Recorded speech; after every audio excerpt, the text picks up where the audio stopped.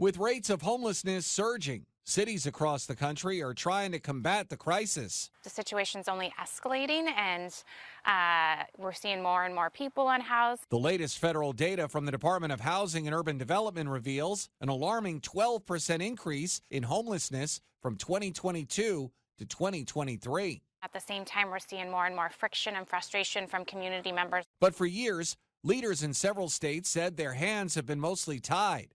Back in 2018, the Ninth Circuit Court of Appeals issued a decision stating it's unconstitutional to issue criminal citations to homeless people for sleeping outside if there are not enough shelter beds available. In 2022, the court ruled civil citations are also not permitted.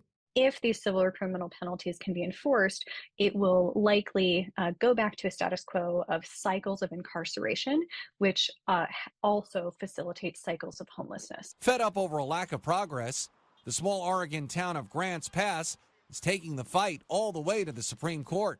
On April 22nd, Supreme Court justices are set to hear the town's case about being able to implement penalties to reduce the number of homeless camps. If the Supreme Court decides to overturn the decisions from the appeals court, it could change how Oregon and the rest of the nation can address homelessness.